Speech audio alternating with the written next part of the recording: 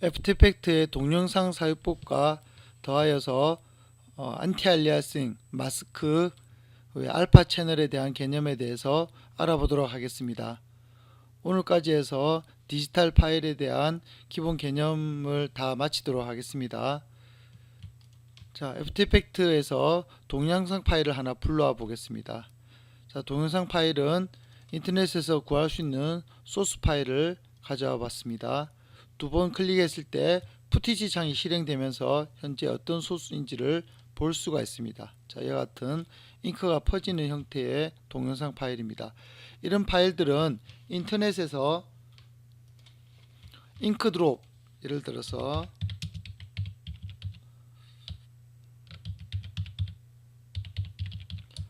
잉크 드롭이라고 하면 이와 같은 소스들을 구할 수 있습니다. 클릭하셔서 유튜브 동영상을 플레이하셔서 다운받을 수 있는 툴로서 다운받으면 적절하게 쓸 수 있는 소스를 얻을 수 있습니다.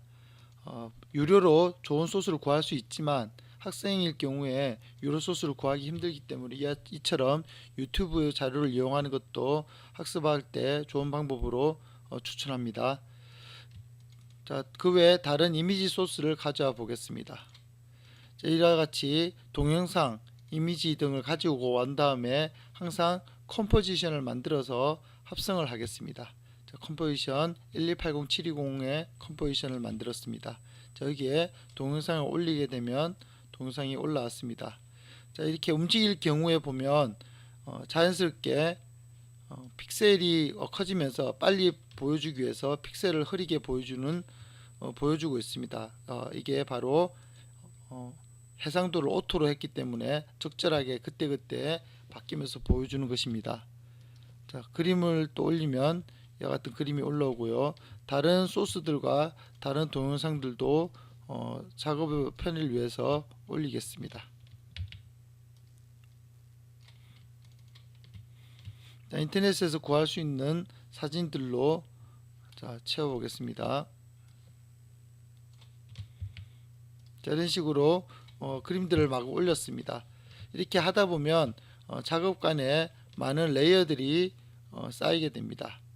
이렇게 작업관에 많은 레이어들이 쌓이게 되면 특별히 내가 이미지 작업만 할 때 동영상은 필요가 없다, 또는 동영상 작업을 하는데 이미지는 필요 없다, 이렇게 필요한 것들만 그때그때 숨겼다가 켰다가 할 수 있는 기능이 있습니다. 그게 바로 이 앞에 이 코주바 아저씨 버튼인데요. 가만 보면 아저씨가 코가 긴 아저씨가 벽 뒤로 벽에서 내밀고 있는 모양처럼 보이는 것 같습니다. 여기에 아저씨들을 끄고 메인 마스터 버튼을 누르게 되면 이처럼 그것만 숨게 됩니다. 반대로 이 레이어 버튼을 켜고 누르게 되면 그 새 레이어 버튼이 사라지게 됩니다. 이처럼 작업간의 효율성을 위해서 내가 보고 싶은 레이어만 보이게 하고 그렇지 않은 레이어는 사라지게 할 때 쓰는 버튼이 바로 이 마스터 아이콘과 코주바 아이콘이 되겠습니다. 또 보시면 여기에 보시면 계단처럼 생긴 아이콘이 있습니다. 이 아이콘은 뭘 뜻하냐면 안티알리아싱 계산법을 나타내는 아이콘입니다. 이렇게 계단이 보인다는 것은 안티알리아싱을 계산하지 말아라는 뜻이고요. 이것을 일반적으로는 이렇게 쉽게 계산하라, 다음에 아주 더 디테일하게 계산하라 라는 뜻입니다. 자, 이것은 화면을 갖다가 빨리빨리 보여주기 위한 일종의 버튼이라고 보면 되겠습니다.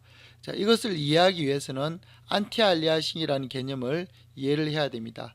안티알리아싱이란 포토샵의 이미지를 꺼내서 한번 보시게 설명을 해야 될 것 같은데요. 자, 이렇게 흰색의 흰색의 그림에서 동그라미를 쳐서 자, Shift 키를 누르고 동그라미를 눌러서 까만색 점을 큰 동그라미를 만들었습니다. 이것을 확대를 해보면 이 옆부분에 이와 같이 계단 현상이 일어나는 걸 볼 수가 있습니다. 자, 이것은 픽셀 단위, 즉 점으로 이루어진 그림에서는 꼭 일어날 수밖에 없는 현상인데요. 실제 점은 디지털에서 볼 때는 네모난 형태입니다. 이 네모난 형태를 그대로 두게 되면 계단처럼 보여서 부드러운 대각선 모양이 보이지가 않습니다. 자, 이것을 막 방지하기 위해서 계단 현상을 알리아싱 현상이라고 하는데요. 안티 알리아싱, 즉 알리아싱을 막는다라는 뜻의 계단 현상 방지 기능입니다. 계단 현상을 방지하기 위해서 지금과 같이 보면 계단을 이와 같이 부드러운 회색조로 메꾸고 있습니다. 이것을 안티 알리아싱 기능이라고 하는데요. 그러면 안티 알리아싱이 없는 형태를 만들어 보겠습니다. 안티 알리아싱이 체크가 되어 있는데 이것을 끄고 네모를 만들어 보겠습니다. 자, 그리고 가만히 채워서 줌을 들어가 보겠습니다.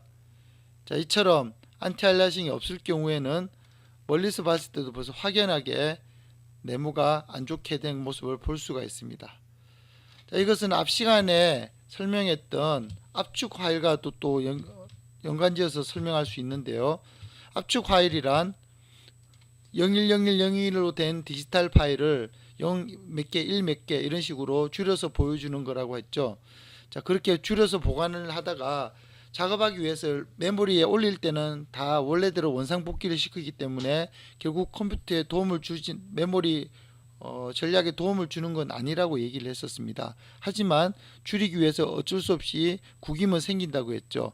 안티 알리아싱도 똑같이 볼 수 있습니다. 자, 먼저 흰색으로 하고 위쪽 레이어에다가 동그라미를 그려 보겠습니다. 자, 안티 알리아싱을 켜서 그려 보겠습니다.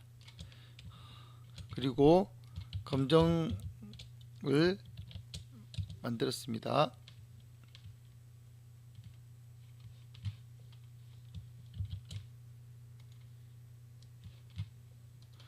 자, 필이 50%로 되어 있던 걸 100%로 다 채우니까 까만색이 보이네요. 자, 이렇게 된 것을 다시 확대해 보겠습니다. 확대를 해서 보면 안티 알리아싱 현상이 일어난 걸 볼 수가 있습니다. 자, 이것을 아주 작게 줄여 보겠습니다. 자, 작게 줄이게 되면 이처럼 안티 알리아싱도 몇 개가 없는 걸 볼 수가 있죠. 자, 이게 뒤에 제가 지금 실수를 해서 다시 깨끗이 지우고 다시 해보겠습니다.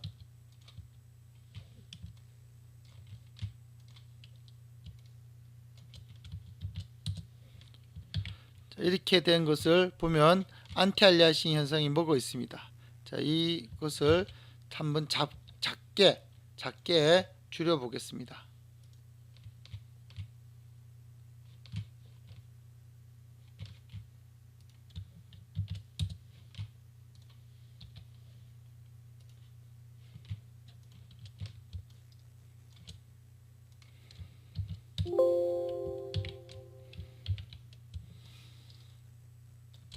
자, 작게 줄였는데요. 확대를 해서 보면 자, 이처럼 다시 줄어 있습니다.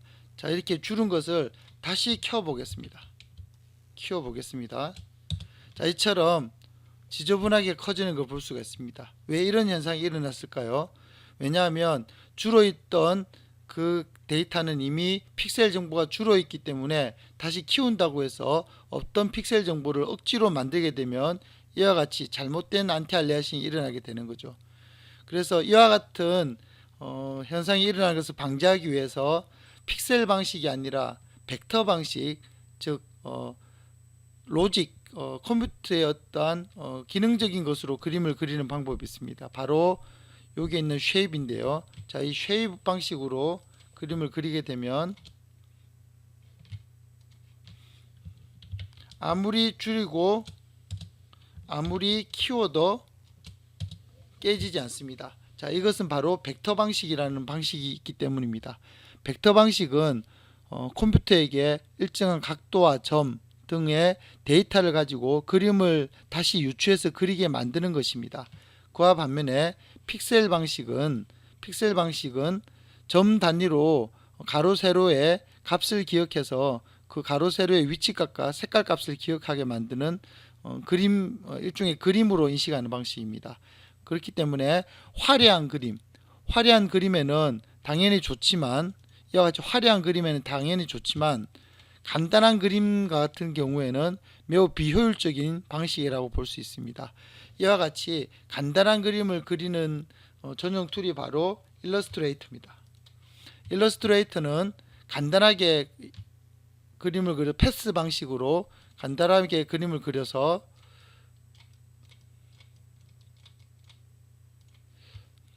아무리 줄이고 다음 느려도 절대 그 부분이 깨어지지 않습니다. 자, 이것을 벡터 방식이라고 하고요. 반면에 포토샵은 화려한 그림은 그릴 수 있지만 얘 같은 경우에는 줄였다가 자, 원본을 보관하고 비교를 해 보겠습니다. 자, 이게 원본을 가지고 있는데 다시 원본을 늘리겠습니다. 자, 이렇게 그림이 깨지게 됩니다. 줄였다가 늘리면서 픽셀 정보를 잃어버리게 되는 거죠. 이와 같은 것을 두 가지를 비교해서 비트맵 방식과 벡터 방식이라고 합니다. 자, 비트맵 방식 포토샵에서 많이 쓰는 방식이고요. 벡터 방식은 아까서 봤듯이 일러스트레이터에서 많이 쓰는 방식입니다.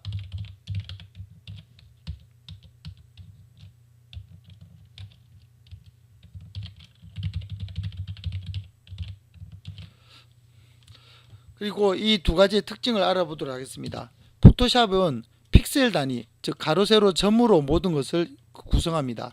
벡터 방식은 점이 아니라 도형으로서 인식을 합니다.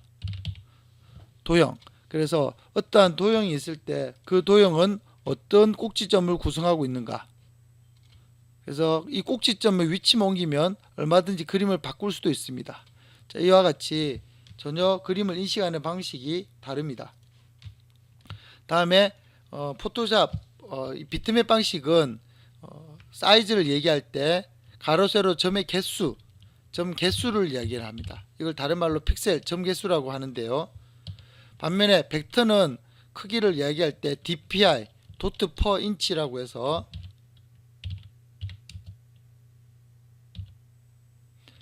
1인치의 점 개수가 몇 개인지로 가지고 계산을 하게 됩니다. 1인치의 점 개수. 그래서 가장 출력할 때 많이 쓰는 방식이 바로 도트 퍼 인치, 바로 이것을 얘기하는 겁니다. 그래서 300 dpi를 얘기하면 1인치에 점 300개가 들어가면 가장 출력하기에 양호한 인쇄물을 퀄리티를 얻을 수 있다고 보통 얘기를 합니다.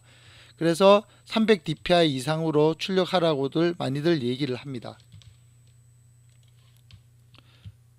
다음에 비트맵 방식은 RGB 방식으로 색을 계산합니다. 반면에 벡터 방식은 CMYK 방식으로 계산하기에 용이합니다.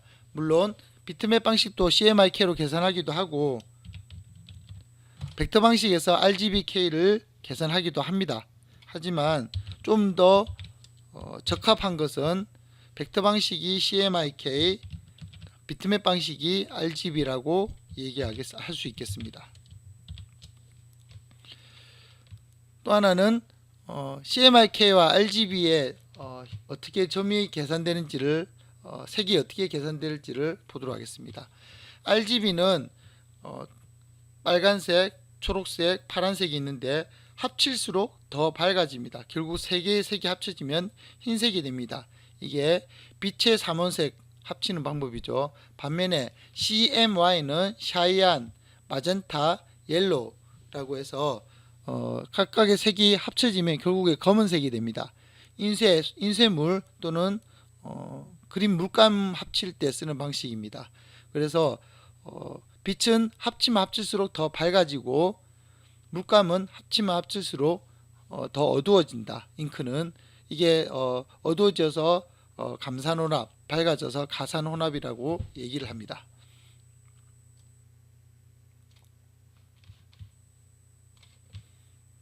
여기는 가산혼합이라고 하고 벡터 방식은 감산혼합이라고 이야기들을 합니다. 다음에 비트맵 방식은 컴퓨터, 웹 이미지 등 동영상 파일 작업에 적합하고, 벡터 방식은 출력물, 출판물 등 이미지, 텍스트 방식에 적합합니다. 즉 출력물에 쓰는 것입니다. 자, 이게 또 마지막으로 중요한 것이 있는데, 비트맵 방식은 매체별로 크기, 색이 다릅니다. 이걸 다르게 이야기해서 핸드폰 해상도가 일반적으로 1280, 720이라고 얘기들을 하는데, 가끔 사거리에 있는 큰 전광판도 1280, 720일 경우가 있습니다. 그때는 가로 세로의 픽셀 개수는 같지만 점 자체의 크기가 매우 큰 거죠. 자, 이거 점의 크기가 매우 커서 화면이 커 보이는 것을 얘기를 합니다. 반면에 벡터 방식은 어디서든지 똑같습니다. 즉 도트 퍼 인치, 1인치라는 기준은 어디나 같기 때문에 그것이 책이든 또는 다른 다른 신문이든 또 다른 책이든 DPI가 똑같다면 나오는 출력물의 크기는 똑같이 냅니다. 또 하나는 색깔도 똑같습니다. 어떤 곳에서도 다 똑같은 인쇄 규정을 지켜서 똑같은 색을 만들어야 된다는 것이 인쇄물 쪽의 기본 원리입니다. 그래서 색깔을 지키기 위해서 팬텀 컬러라는 것을 사용해서 모든 색깔에 기본적인 번호를 다 부여하고 있습니다. 예를 들어서 포토샵의 경우도 색깔을 보면 이와 같이 색이 여러가지 RGB 색이, CMYK 이게 퍼센트가 정해져 있는데요. 자, 이것을 갖다가 컬러 라이브러리를 가보면, 자, 팬텀 컬러라고 해서 디테일한 컬러 번호와 컬러 색이 정해져 있습니다. 이 팬텀 컬러를 지킨다면 어디서든지 똑같은 색의 출력물을 얻을 수가 있습니다. 그렇게 똑같지가 않다면 출력소에 항의를 해도 됩니다. 그러면 컴퓨터에 있는 이 팬텀 컬러는 무엇일까요? 출력하기 위해서 편의를 위해 있는 것이지 실제 팬텀 컬러와 색이 다릅니다. 왜냐하면 기본적으로 CMYK와 RGB는 색이 같을 수가 없기 때문에 그렇습니다. 그래서 그거는 어쩔 수 없이 좀 편의적으로 작업하기 위해서 있을 뿐이지, 여기에 있는 샤이한 색과 여기에 있는 하늘색은 절대 같은 색이 될 수가 없습니다. 다만 화면상에서는 비슷한 색으로 보일 뿐입니다. 자, 이렇게 비트맵 방식과 벡터 방식이 또 큰 차이가 있는데요. 자, 이거는 확대하면 깨지고, 벡터 방식은 확대해도 깨지지 않습니다.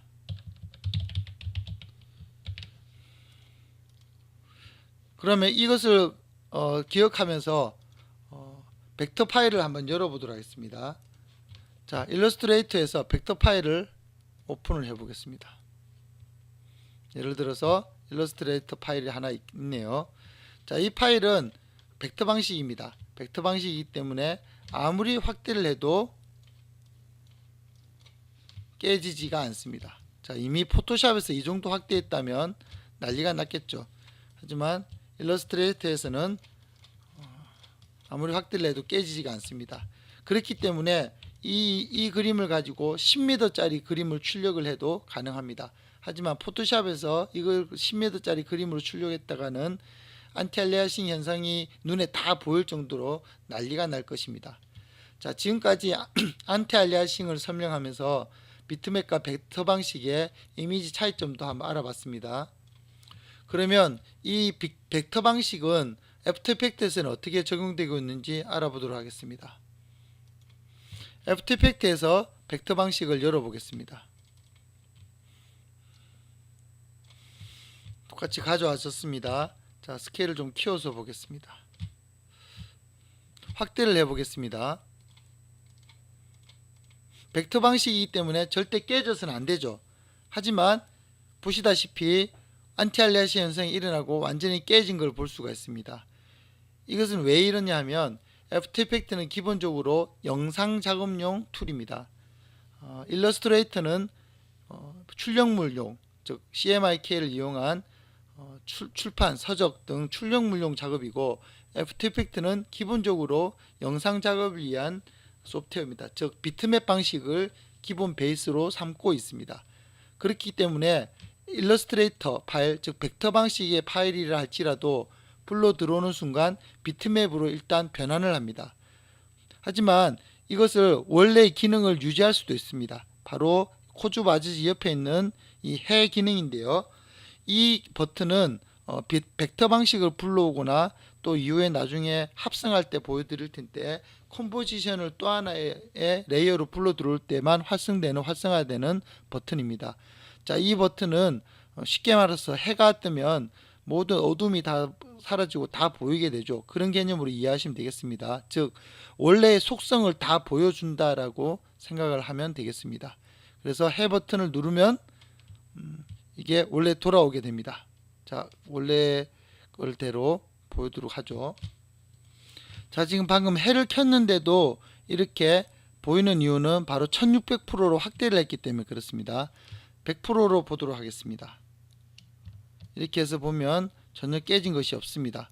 스케일을 키워 보겠습니다. 자, 스케일을 키우고 옮겨봐도 전혀 깨지지 않습니다. 포지션 값을 움직여 보겠습니다. 즉 아무리 확대를 해도 깨지지 않습니다. 당연히 요렇게 확대를 들어가면 깨져 보입니다. 왜냐하면 지금 이것은 원래 콤프 자체가 비트맵으로 이루어졌기 때문에 그렇습니다. 하지만 이게 1대1의 100%일 경우에는 원래 그대로 보여주는 화면에서는 아무리 스케일을 키워도 깨지지 않는 것을 볼 수가 있습니다. 이와 같이 벡터 파일의 기본 속성을 유지하기 위해서는 해 버튼을 켜야만 됩니다. 해 버튼을 끄는 순간 흐릿해지는 걸 볼 수가 있죠. 그러면 왜 벡터 파일임에도 불구하고 처음부터 이렇게 불러오지 않고 이렇게 불러오게 되어 있느냐면 바로 메모리를 아끼기 위해서입니다.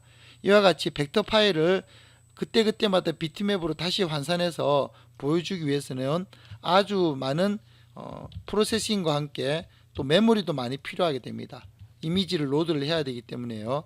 그래서 메모리를 아끼기 위해서 처음에는 이 해 기능이 꺼져 있습니다. 그래서 기본적으로 아주 간단하게만 불러 들어오게 되어 있는 거죠. 그러다가 필요에 따라서는 해 기능을 그때그때 켜라고 되어 있는 겁니다. 자, 이 해 기능 알아봤습니다. 다음에 여기 보시는 이게 바로 안티알리아싱 기능입니다. 아까 설명드렸듯이 안티알리아싱을 끄게 되면 훨씬 더 계산이 더 빨라지겠죠.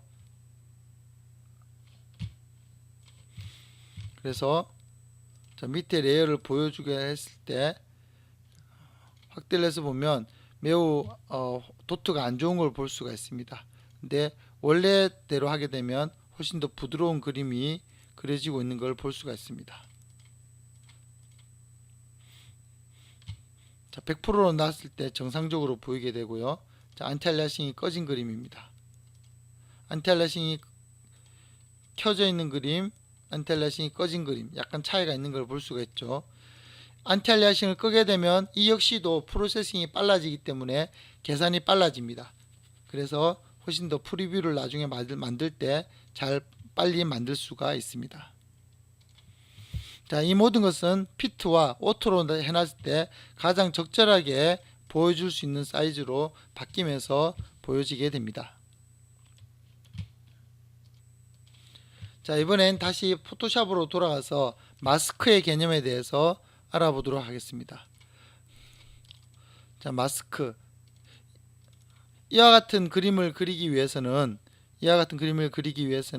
M 안에만 마블이라는 글자 안에 그림이 존재하게 됩니다. 자, 이렇게 원하는 곳에 그림이 존재하게 하고 싶다. 이걸 하기 위해서는 마스크란 개념을 알아야 됩니다. 먼저 그림 하나 가져와 보겠습니다. 자, 요게 레이어로 바꾼 다음에 뉴 레이어로 만들어서 글자를 한번 적어 보겠습니다.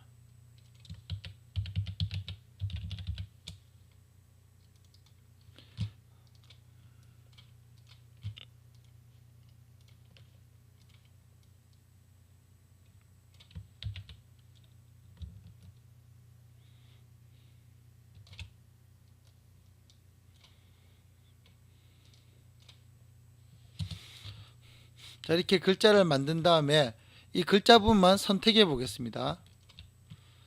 글자 부분만 선택을 하고 이 레이어에다가 레이어를 선택하고 밑에 있는 퀵 마스크 버튼을 눌러 보겠습니다. 퀵 마스크 버튼 누르면 이렇게 됩니다. 퀵 마스크 버튼. 자, 보시면 막 애니메이션이란 글자 안에만 그림이 들어가 있는 걸 볼 수가 있습니다. 여기에 뉴 레이어를 만들어서 다른 색 깔아보면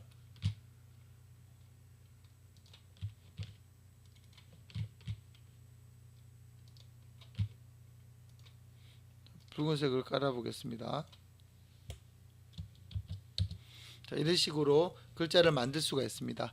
자, 지금 바로 했던 기능이 바로 퀵 마스크 버튼입니다. 퀵 마스크 버튼은 여기에 있는 요 버튼인데요. 어떠한 셀렉션을 둔 다음에 그 셀렉션 안에만 존재하게 하고 나머지는 없애라는 뜻입니다. 자, 퀵 마스크 버튼을 연결하고 있는 요 연결 고리를 끊어서 보면 더 잘 보일 겁니다. 판넬 옵션을 더 크게 해서 보죠. 자, 이게 원래의 그림이고 옆에 있는 퀵 마스크 버튼이 퀵 마스크 그림이 보입니다. 중간에 연결되어 있는 요 연결고리를 끊고 막 아이언맨만 움직여 보겠습니다. 자, 이렇게 확실히 그 뒤에 움직이고 있는 아이언맨이 보이죠. 반대로 이번에는 아이언맨을 가만두고 마스크 버튼만 움직여 보겠습니다. 자, 이렇게 움직이는 걸 볼 수가 있습니다. 바로 이것이 뭐냐면 마스크 기능입니다. 퀵 마스크 버튼. 마스크를 이해하기 위해서는 알파 채널을 이해해야 됩니다. 검은색과 흰색로 된 것이 바로 알파 채널입니다. 그러면 마스크를 지우겠습니다. 딜리트 레이어 마스크. 자, 원래대로 돌아왔습니다. 마스크는 일종의 셀렉션 기능인데요. 이렇게 선택을 한 다음에 뉴 레이어를 만들어 보겠습니다.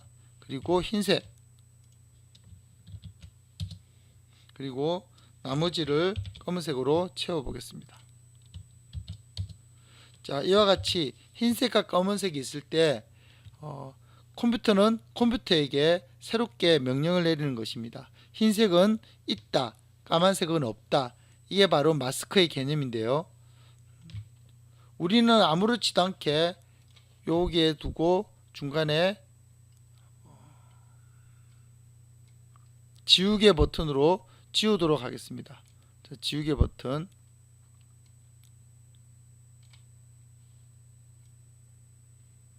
자, 지우개 버튼으로 지금 지우고 있습니다. 브러쉬를 좀 크게 했어요. 자, 이렇게 지웠습니다. 자, 뒤에 빨간색이 나왔습니다. 움직여 보죠. 자, 이렇게 지워진 걸 볼 수가 있습니다.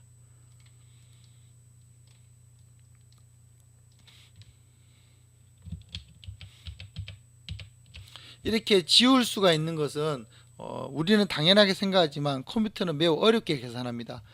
지웠다는 것은 그 부분이 없다라고 인식을 하는 것입니다. 컴퓨터가 있다 없다, 컴퓨터에게 그림의 어떠한 특정 픽셀이 있다 없다를 인식시켜 주는 것을 어떠한 명령어를 줬을 텐데 그것을 사람 눈에 보이게 만든 것이 바로 이 마스크라는 개념입니다. 마스크는 흰색은 있다, 까만색은 없다입니다. 그러면 마스크가 어떻게 되는지, 어떻게 적용할 수 있는지 보도록 하겠습니다. 자, 여기에 흰색은 까만색이 된 그림을 복사를 해서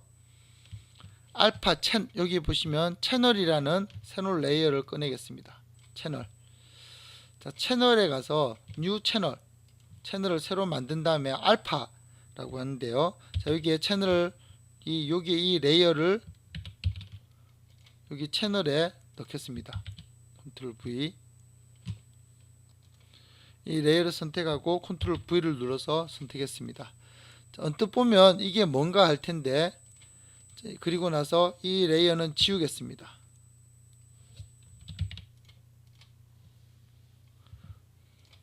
채널도 끄고요. 자, 이와 같이 해서 이제는 아무것도 없습니다. 아이언맨과 빨간색 밖에 없는데요.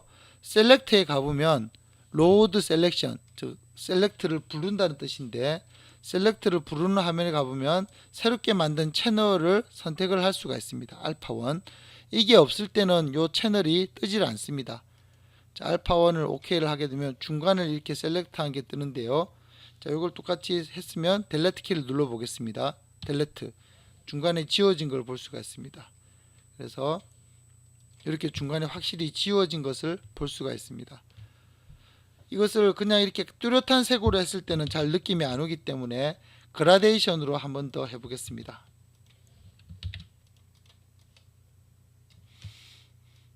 뉴 만들어서, 자, 뉴 만드는 것도 헷갈릴 수 있으니까 파일에 뉴 1920-1080을 만들어서 그라데이션을 만들어 보겠습니다. 흰색과 까만색으로 된 그라데이션으로 그라데이션 툴을 써서 만들었습니다. 자, 이것을 알파 채널로 사용하겠습니다. 자, 이것을 알파 채널로 쓴다면 여기는 흰색은 있다, 검은색은 없다니까요. 반대로 해보죠. 자, 이렇게 해서 검은색은 있다, 검은색은 없다, 흰색은 있다. 그러면 중간에 회색은 어떻게 될까요? 반만 있다가 될 것입니다. 그러면 이 마스크를 가지고 채널로 만들어 보겠습니다. Ctrl A, Ctrl C, 다음에 뉴 채널. 자, 알파 채널에다가 본 마스크를 붙였습니다. 다시 처음으로 돌아가서 로드 셀렉트 알파 1 OK. 자, 뭔가 이렇게 선택이 되었는데요. 중간에 그라데이션 부분은 컴퓨터 입장에서는 어떻게 설명을 해야 될지 모르기 때문에 그 중간선에 적당히 그냥 점선을 표시를 하는 것입니다. 자, 이렇게 만들어서 이것을 반대로 요대로 델레트 키를 눌러 보겠습니다. 델레트. 자, 반투명으로 지어진 걸 볼 수가 있죠. 자, 이거를 오히려 반대로 해 보겠습니다.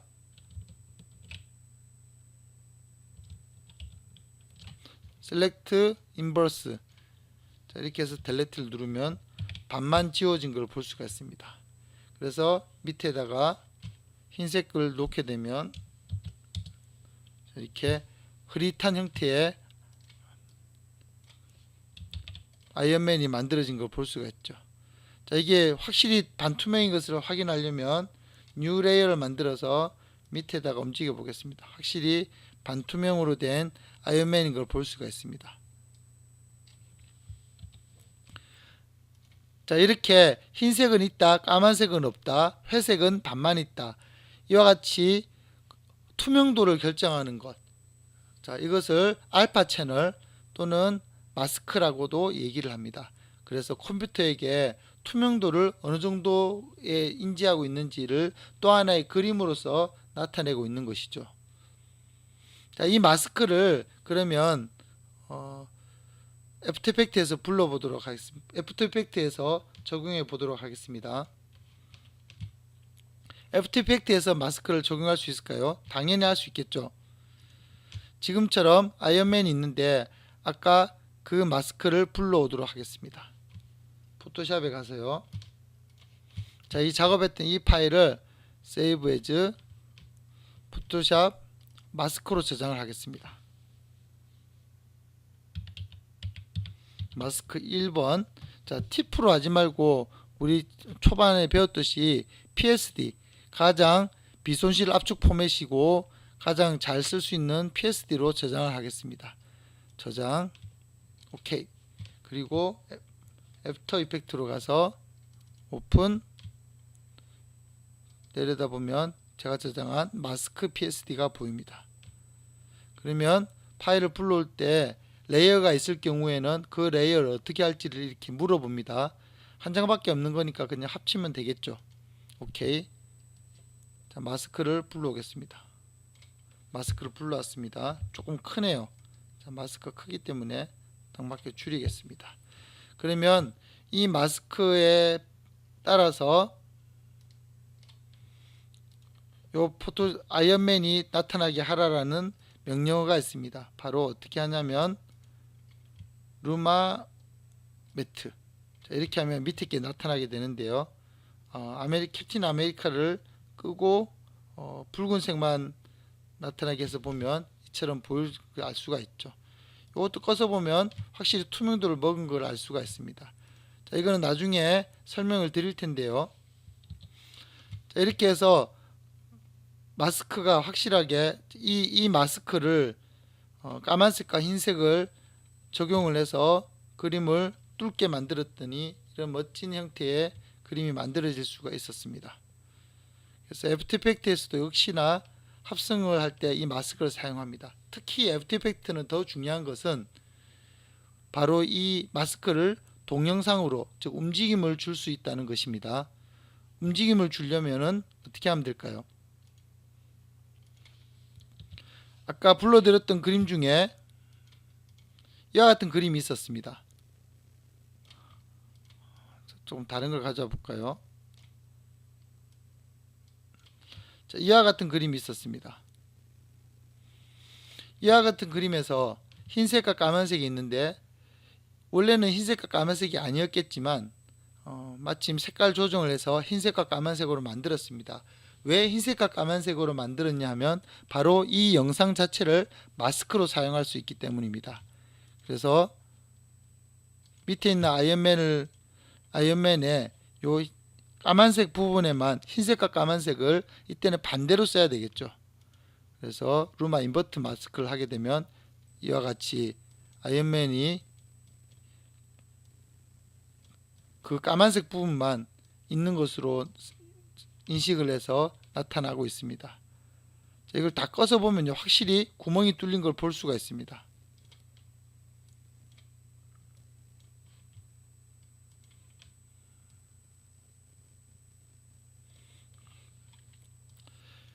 이렇게 애프터 이펙트에서는 흰색과 까만색으로 된 영상만 있으면 무조건 다 활용해서 마스크로 쓸 수 있고, 마스크로 쓴다는 얘기는 결국 구멍을 뚫을 수 있고 합성을 할 수 있다는 얘기지요. 많은 영상 작업을 할 때 이런 소스들을 구하는데 합성을 할 수 있는 구멍을 뚫는 작업이, 즉 앞뒤를 합치기 위해서 배경을 제거하는 작업이 매우 중요한 작업입니다. 그래서 좀 더 효율적인 구멍 효율적으로 배경과 합성하기 위해서 있는 기능 중에 하나가 바로 이 마스크 기능입니다. 마스크 채널을 이용한 마스크 기능입니다. 자, 이것을 더해서 다음 시간에 조금 더 마스크 기능에 조금 더 다른 부분을 더 보도록 하겠습니다.